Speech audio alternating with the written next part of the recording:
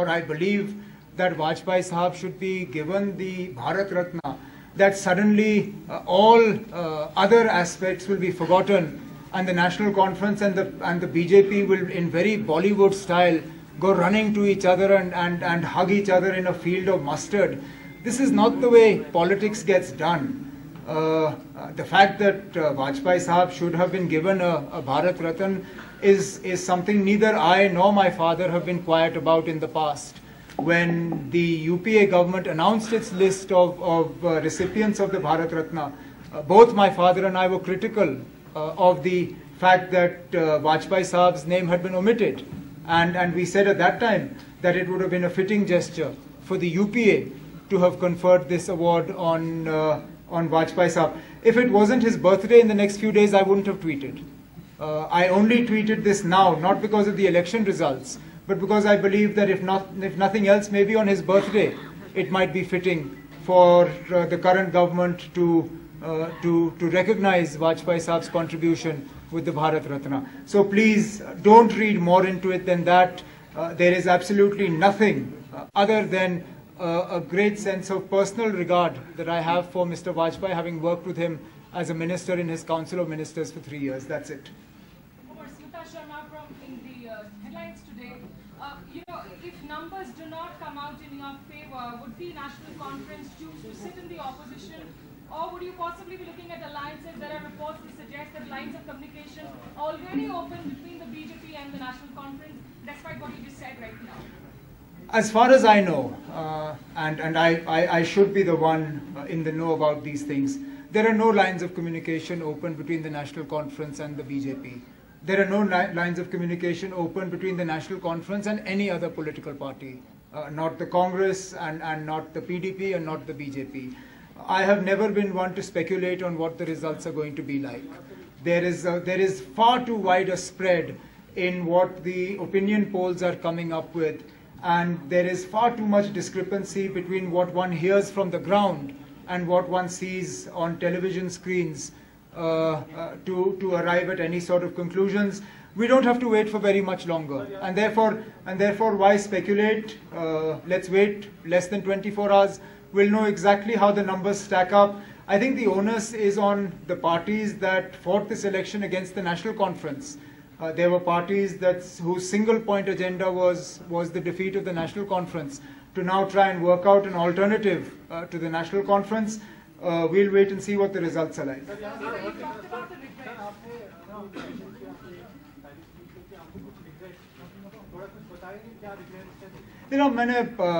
मैंने बार-बार कहा है कि जो 2010 में जो वाक़यात पेश आए वो शायद मेरी ज़िंदगी के सबसे ज़्यादा बड़े रिग्रेट्स में वो शामिल होगा। जो अफस्पा के खिलाफ मैंने बात की, कोशिश की थी कि इस हुकूमत के दौरान उसको हटाने का काम शुरू हो जाए। मैं तो जानता था कि इस हुकूमत के दौरान उसको मुकम्मल तौर पे हटाया नहीं जा सकेगा, लेकिन कम से कम उसकी शुरुआत तो होगी। वो मुझे अफसोस से कहना पड़ता है वो हो नहीं पाया। हम चाह रहे थे कि जहाँ पे हमने करप्शन को कम करने के लिए कानून तो कई सारे ऐसे लाए जिनका रियासत को फ़ायदा है, अभी तक उनको सही मायने में लोगों ने इस्तेमाल नहीं किया। उन कानून को लोगों ने समझा नहीं, चाहे वो पब्लिक सर्विस गारंटी एक्ट हो, चाहे वो विजिलेंस कमीशन का इस्तेमाल हो, चाहे वो एहतसाब कमीशन का इस्तेमाल हो, या राइट टू इंफॉर्मेशन का इस्तेमाल हो। मैं चाहूँगा कि जो लोग करप्शन के बारे में शिकायत करते हैं वो इन कानून का इस्तेमाल करें यहाँ पे इस रियासत में करप्शन को कम करने के लिए। ये 2-3 चीज़ें हैं, छोटे मोटे और भी होंगे, वो उसके बारे में बाद में बात कर लेंगे। If they are saying that having been forewarned, I didn't mobilize my government, what were they doing? How long did it take them to fly in boats and NDRF rescue teams? If they were ready for the floods, why weren't their boats already in Srinagar? If they were ready for the floods, why hadn't the army vacated the lower parts of Badami Bagh cantonment? Why was the army also caught unawares? If it is only the state government that has failed, then every other institution was caught unawares as well. who did they share their warning with? I'm sure then they must have shared their warning with other agencies as well.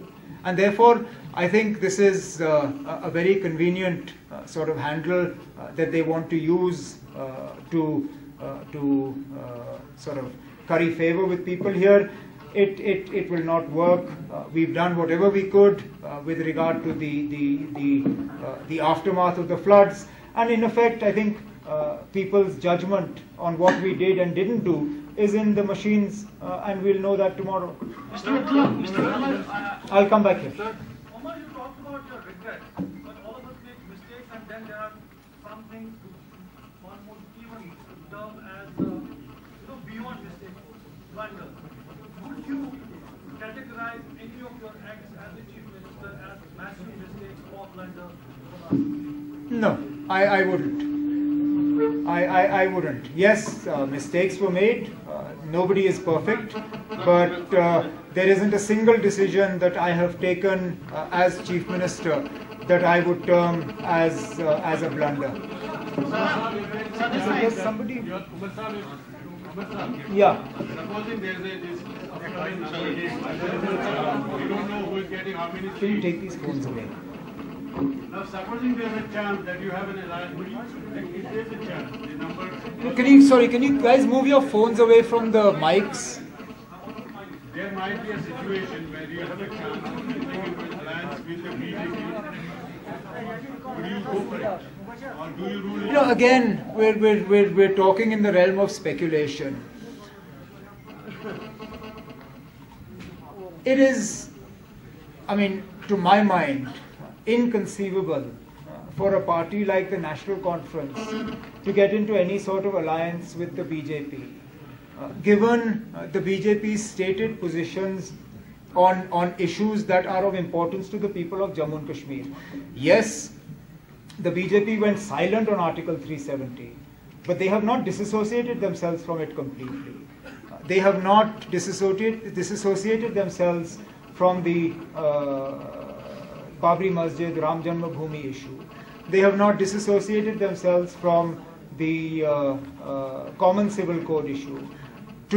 Right till now, you have a Prime Minister who is silent on an issue like forced conversions that is going on in parts of the country.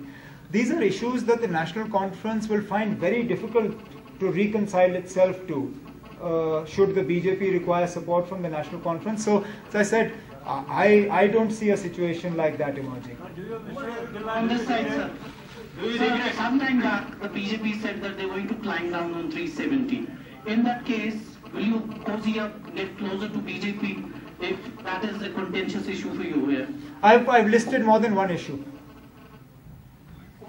I was asking, BJP is for the first time, as per the opinion polls, it is getting 20 seats or whatever, but it is first because 3 parliamentary seats BJP got.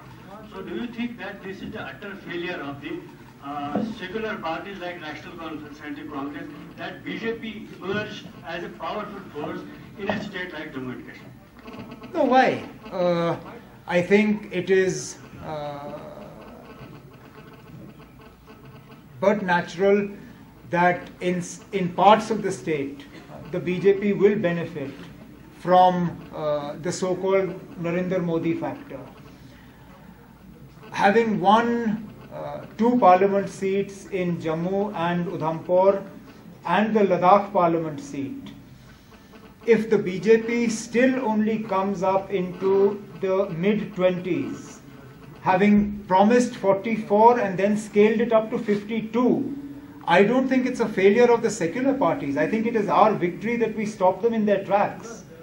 I think if the BJP is unable to open its account in the valley, that is also a victory of the secular parties, whether it be the National Conference or the PDP. I think more than the BJP, I think one of the questions that I will be asking tomorrow based on the results is why couldn't Mufti Sayyid take more advantage of some of the mistakes that were made during this government's term? And I'll give you 3 examples that on the basis of which the PDP should have crossed 44 on its own and not redid an alliance.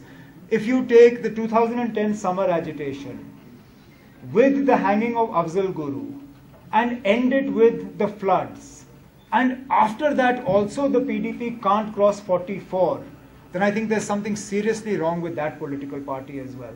Because I can tell you for a fact that if I had been in the opposition with these three events having taken place in a Mufti Sayyid government, today I would have been talking at 50 plus, not 44 and less. Do you mean to say, you talked about the past, you talked about regrets. Do you mean to say the hanging of Afzal Guru had something to do with PDP or NC? NC had that played a role. Do you mean to say that? No, I didn't. No, I'm saying that as an opposition party, the PDP used it, and if they haven't used it to get a full majority, then obviously something is wrong there. If you introspect, do you think that you could have done better? Sorry? There are hundreds of school cultures still languishing in jails. There are I'm sorry. There are not hundreds of stone pelters languishing in jails. The number of people languishing in jails on account of stone pelting is in the double figures. There are cases that have been registered from time to time, but even those cases are reviewed and withdrawn. Now, if there has been any number of detentions that were made as a precautionary measure for the elections, that is a question for the Election Commission and for the DG, not for me at this press conference. Yeah, come. ये जो अमित शाह का 44 plus जिसमें आप कहते हैं 52 भी कहा गया, if by an accident of history it becomes a possibility, आपको जम्मू कश्मीर का नक्शा कैसे लगेगा? No, why are you speculating on something? Let's wait. If I'm not running away, मैंने कहाँ जाना है ना? कल के बाद मैं यहीं पे हूँगा. अगर 44 उनका हो जाता, आइए मेरे पास, फिर बात करेंगे ना कि इसका क्या इम्पैक्ट होगा. अभी तो शायद बीजेपी वाले खुद भी नहीं मानने के लिए तैयार है जनाब कि उनका 44 क्रॉस होगा. वो भी अब कहते हैं ना 44 से कम ही मिलना है, तो हम क्यों उनको 44 देना शुरू कर गए?